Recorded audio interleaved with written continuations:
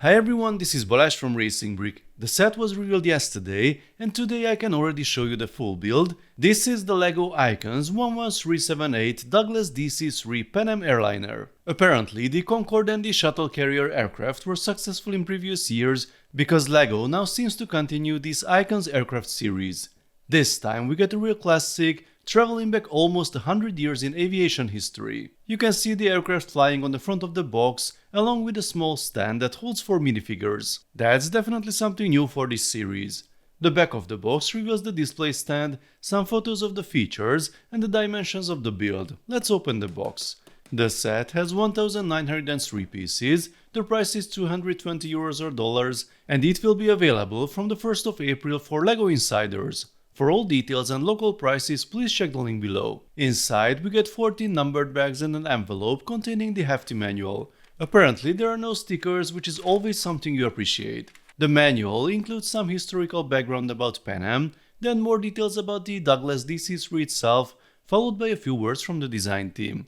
The build is based on a 1959 livery, and interestingly, the aircraft is almost minifigure scale. Here is the part list if you want to hunt for new parts or recolors, and now let's start building. The first assembly is this small minifigure stand with a large printed tile. Looks pretty cool. The main build begins with plenty of plate stacking, then we add the hinges for the wings. Here we get an interesting snot assembly, and a few Technic parts are added as well. Mounting that gear is a bit tricky. This section around the landing gear uses mostly Technic elements.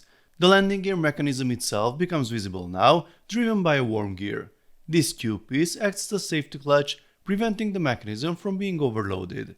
Next we add the windows, the obligatory toilet, every LEGO plane needs a toilet, and the first seat. And then we add 14 more. According to the manual, the dark red and sand blue interior is based on rare, colored archive illustrations. Lots of brackets and some upside down techniques appear here, and we see more of those throughout the build. The body shaping on the side uses some clever solutions.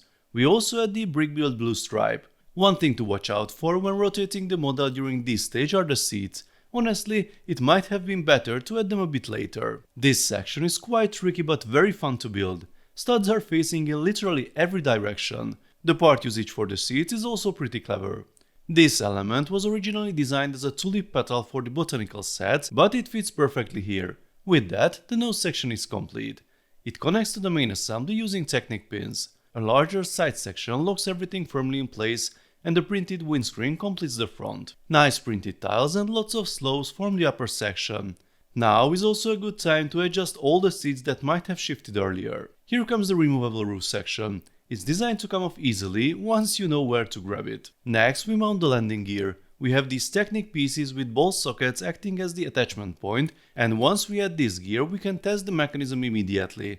It's a simple but effective system designed to support the weight of the aircraft. Now it's time to build the engines. These parts connect in a slightly tricky way. Then we return to plate stacking with the wings. And these wings are not small. Dozens of slopes are required to achieve a smooth edge.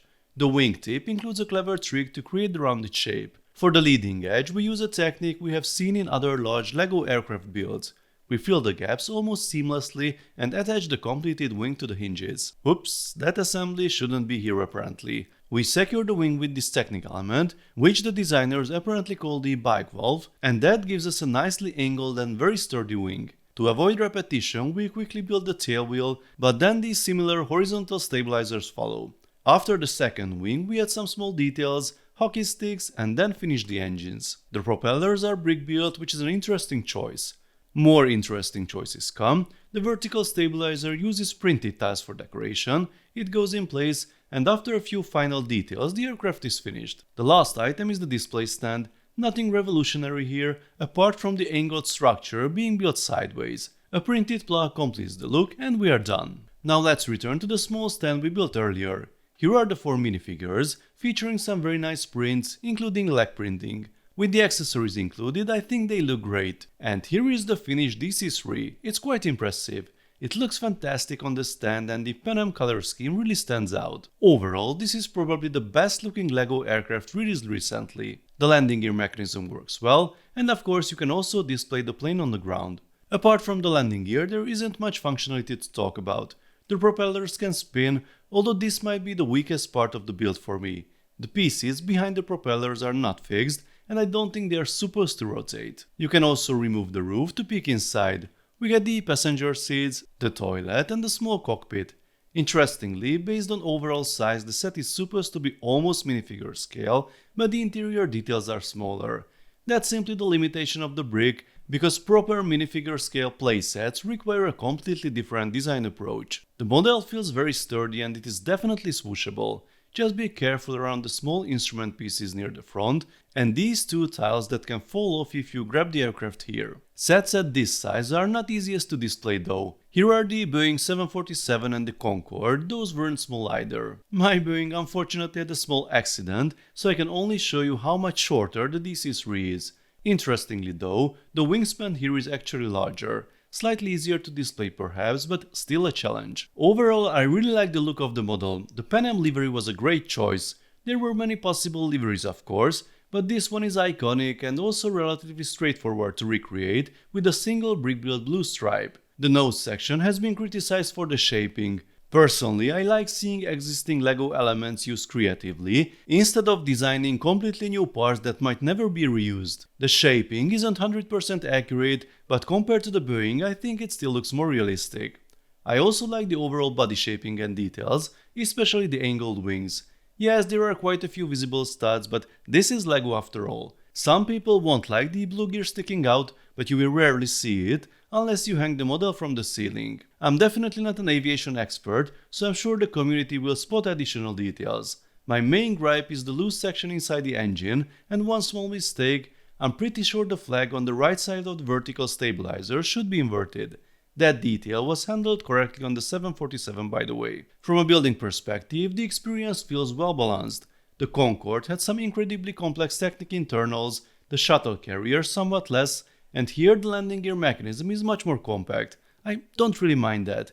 This set might be enjoyable for a wider audience this way. It still has the necessary technical functionality and there are plenty of clever building techniques along the way. I'm sure some people will say that some competitors make better looking aircrafts with smoother surfaces.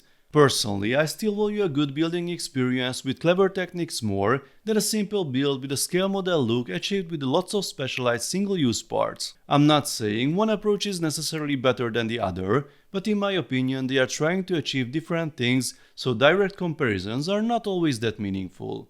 The main criticism might be the price here.